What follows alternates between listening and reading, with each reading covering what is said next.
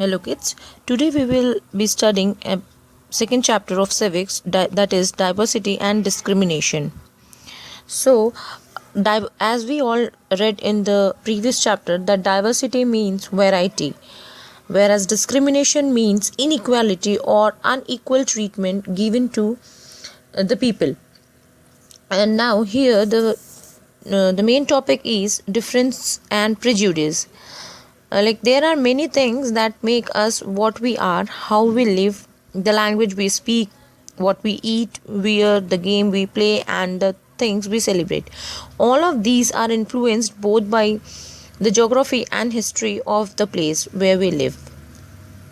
Now, there are 8 major religions in the world. Every single one of them is practiced in India. We have more than 1600 languages that are people's mother tongue, and there are more than 100 dance forms. Sometimes we meet people who are very different from us. We may find them strange and unfamiliar. At times, we may not understand or know the reasons why they are different from us.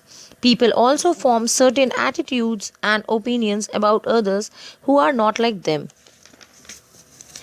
Prejudice, meaning to judge other people negatively or see them as inferior. When we think that only one particular way is the best and right way to do things, we often end up not respecting others who may prefer to do things differently. For example, if we think English is the best language and other languages are not important, we are judging these other languages negatively.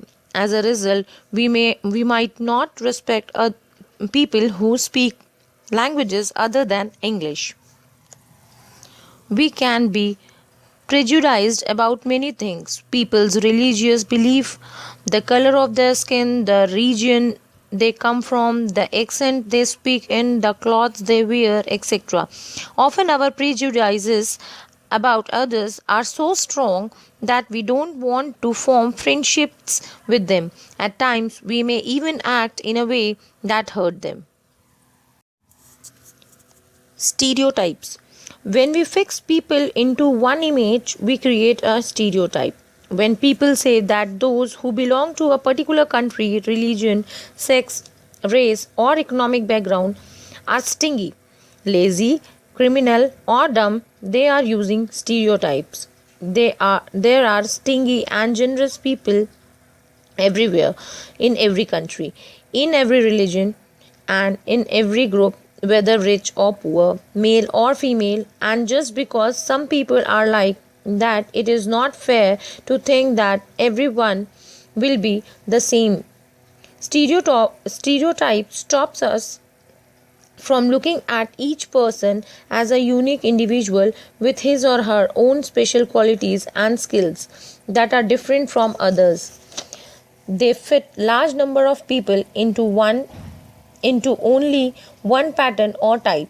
Stereotypes affect all of us as they prevent us from doing certain things that we might otherwise do. Creating stereotypes. If we take the statement, they don't cry, you will see that this is a quality that is generally associated with boys and men.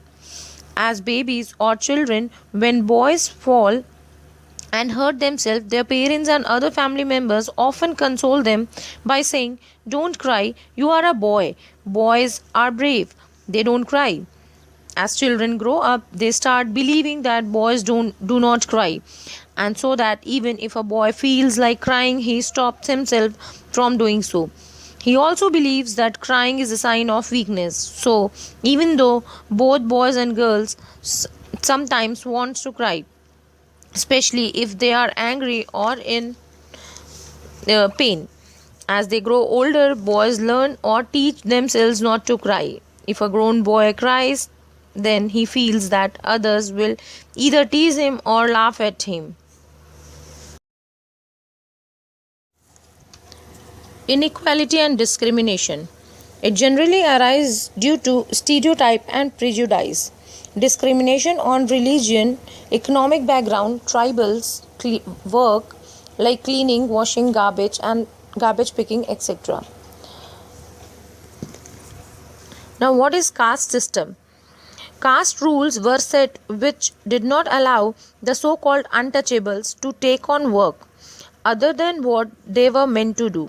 For example, some groups of people were forced to pick garbage and remove dead animals from the village, but they were not allowed to enter the homes of the upper caste or take water from the village well or even enter temples. Their children could not sit to the children of other caste in the school.